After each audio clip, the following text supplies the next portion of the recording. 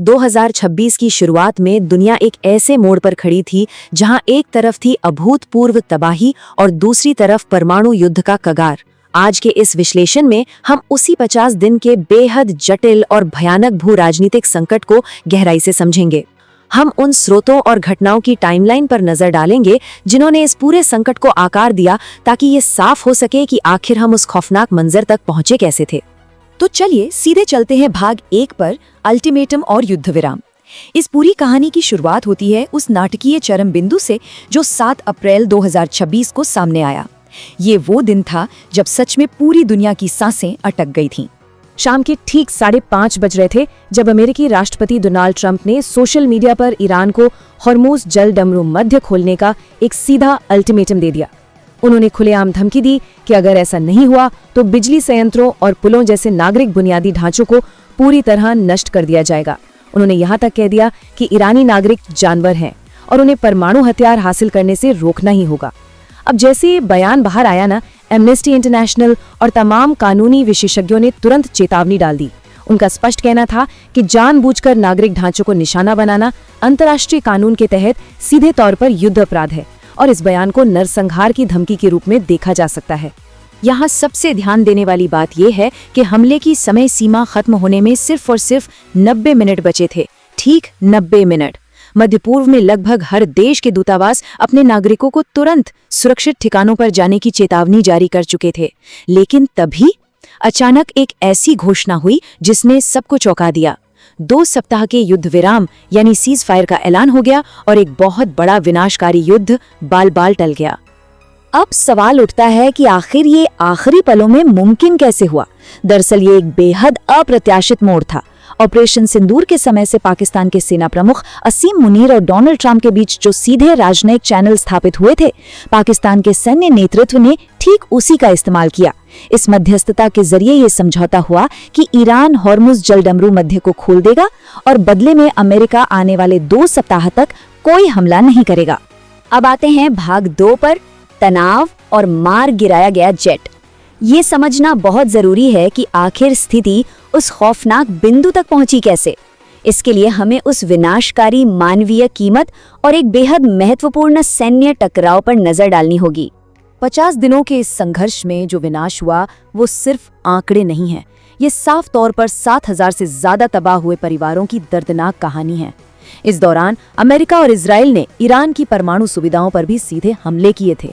यहाँ तक कि बुशहर परमाणु ऊर्जा संयंत्र के पास 4 बम गिरा दिए गए थे।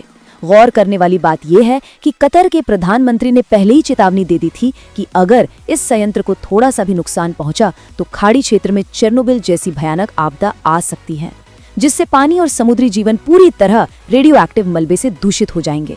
इस पूरे युद्ध में 3 अप्रैल की तेजी से घटती ये टाइमलाइन एक बहुत बड़ा टर्निंग पॉइंट साबित हुई। ईरान ने एक अमेरिकी F-15E स्ट्राइक ईगल लड़ाकू जेट को मार गिराया। इस एक घटना ने अमेरिका के पूर्ण हवाई प्रभुत्व के दावों को सीधे तौर पर चुनौती दे दी। जेट का एक पायलट तो बच गया, लेकिन दूसरा 7,000 फीट की ऊंचाई पर पहाड़ों की दरार में 24 घंटे तक छिपा रहा। वहां से उसने रेडियो पर सिर्फ 3 शब्द भेजे, गॉड इज गुड। और इधर ईरानियों को भटकाने के लिए CIA ने एक झूठी खबर फैला दी कि दोनों क्रू मेंबर बच गए हैं, ताकि ईरान अपनी तलाश वहीं रोक दे। इस लापता हवाई सैनिक को बचाने के लिए एक ऐतिहासिक रेस्क्यू ऑपरेशन चलाया गया। सैकड़ों डेल्टा फोर्स और नेवी सील टीम 6 के सदस्य ईरान की सीमा में घुसे। ये बचाव अभियान सफल तो रहा और 5 अप्रैल को अमेरिकी राष्ट्रपति ने पोस्ट भी किया, वी गॉट हिम। लेकिन इसकी कीमत बहुत भारी चुकानी पड़ी। ईरानी गोलीबारी के कारण एक A-10 वॉर्थॉग क्रैश हो गया और 2 ब्लैक हॉक हेलीकॉप्टर समेत 2 ट्रांसपोर्ट विमान बुरी तरह क्षतिग्रस्त हो गए। सबसे हैरान करने वाली बात यह थी कि अमेरिकी सेना को जानबूझकर अपने ही इन विमानों को ईरानी धरती पर नष्ट करना पड़ा, ताकि वे किसी भी हाल में ईरान के हाथ न लग जाएं। इसके बाद आता है भाग 3, शांति समझौते की विफलता। इस बेहद नाटकीय बचाव अभियान और उसके बाद हुए अस्थायी युद्ध विराम के तुरंत बाद कूटनीति ने फ्रंट सीट ले ली। 11 अप्रैल को इस्लामाबाद में स्थायी शांति वार्ता शुरू हुई, लेकिन ये 21 घंटे लंबी बातचीत आखिर नाकाम क्यों हुई? इस स्लाइड से ये बिल्कुल साफ हो जाता है। इसका सबसे बड़ा कारण था यूरेनियम संवर्धन यानी यूरेनियम एनरिचमेंट का मुद्दा। ईरान ने एक 10 सूत्रीय शांति प्रस्ताव रखा था, जिसमें प्रतिबंध हटाना और यूरेनियम संवर्धन का अधिकार शामिल था। लेकिन दोनों पक्ष इस एक मुद्दे पर आकर अटक गए। अमेरिका चाहता था कि इस पर पूरे 20 साल का निलंबन हो, जबकि ईरान सिर्फ 5 साल के लिए तैयार था। इस खाई को पाटा नहीं जा सका। चलिए अब बढ़ते हैं भाग 4 की तरफ, वैश्विक प्रभाव और तेल।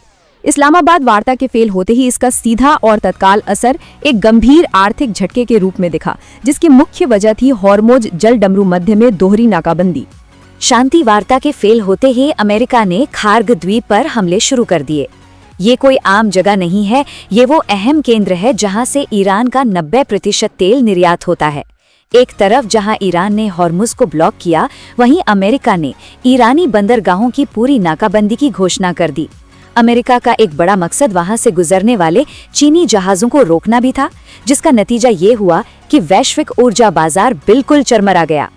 इस उथल पुथल ने ग्लोबल शिपिंग को बुरी तरह हिलाकर रख दिया। भारत जैसे देशों के सामने अपनी ऊर्जा सुरक्षा को बचाए रखने की एक अनोखी चुनौती खड़ी हो गई। जरा ध्यान दीजिए, जो ईरान कुछ ही महीने पहले तक चाबहार बंदरगाह बनाने में भारत का सहयोगी था, अब उसी के IRGC गनबोट्स ने 20 लाख बैरल इराकी तेल ले जा रहे एक भारतीय सुपर टैंकर पर गोलीबारी कर दी। उस जहाज को वापस लौटने पर मजबूर कर दिया गया। ऐसे कुल मिलाकर 8 भारतीय जहाजों को वापस लौटना पड़ा, और इन सब के बीच भारत को रूसी तेल खरीदने के लिए बार बार अमेरिका से छूट यानी वेवर्स की मांग करनी पड़ी, जो आखिरकार सिर्फ 16 मई तक ही मिल सकी थी। अब आते हैं भाग 5 पर, बढ़ता क्षेत्रीय संघर्ष। आइए देखते हैं कि ये आग आसपास के क्षेत्रों में कैसे फैली, क्योंकि इस कूटनीतिक भ्रम ने तबाही को सिर्फ अमेरिका और ईरान तक ही सीमित नहीं रहने दिया था।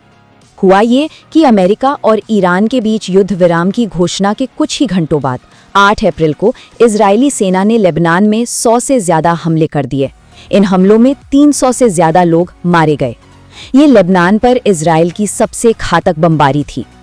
अब अमेरिका और इजरायल का तर्क ये था कि लेबनान इस शुरुआती युद्ध विराम समझौते का हिस्सा था ही नहीं, लेकिन पाकिस्तान के प्रधानमंत्री ने जो आधिकारिक बयान जारी किया था, उसमें साफ लिखा था कि सीज फायर के दौरान लेबनान सहित सभी देश सुरक्षित रहेंगे। इस विरोधाभास के चलते ईरान को खुले तौर पर यह कहना पड़ा कि अमेरिका को ये तय करना होगा कि वो सच में शांति चाहता है या इजरायल के जरिए इस युद्ध को आगे बढ़ाना चाहता है। इसी क्षेत्रीय अराजकता के बीच 30 मार्च को इजरायल ने एक बेहद विवादास्पद और भेदभावपूर्ण घरेलू कानून पारित किया। इस कानून के तहत आतंकवाद से जुड़े अपराधों के लिए मृत्युदंड का प्रावधान लाया गया। लेकिन ये कानून विशेष रूप से सिर्फ वेस्ट बैंक में रहने वाले फिलिस्तीनियों पर ही लागू होता था। अगर कोई यहूदी इजरायली नागरिक किसी फिलिस्तीनी की जान लेता है तो ये कानून उस पर लागू नहीं होगा। इस तरह के कदमों ने पहले से ही उलझे इस संघर्ष को और भी ज्यादा जटिल बना दिया। तो अब स्थिति कुछ ऐसी है कि इजरायल और लेबनान के बीच 10 दिनों के युद्ध विराम की घोषणा हो चुकी है, जिसमें अमेरिका ने मध्यस्थता की है। लेकिन सबसे बड़ा सवाल अभी भी ज्यों का त्यों खड़ा है। 22 अप्रैल को अमेरिका और ईरान के बीच जो 2 सप्ताह का सीज फायर था, वो खत्म हो रहा है। क्या इस समय सीमा से पहले कोई स्थायी कूटनीतिक समाधान निकल पाएगा? और मान लीजिए अगर कोई अमेरिका ईरान समझौता हो भी जाता है, तो क्या इजरायल जैसी सहयोगी ताकतें उन शांति शर्तों को मानेंगी? ये कुछ ऐसे सवाल हैं जो तय करेंगे कि क्या दुनिया वापस शांति की तरफ मुड़ेगी या फिर इस विनाशकारी युद्ध का एक नया और भी भयानक चरण शुरू होगा। सोचने वाली बात है, क्या ऐसी तनावपूर्ण स्थिति में स्थायी शांति सच में संभव है? इस विश्लेषण में हमारे साथ जुड़ने के लिए धन्यवाद।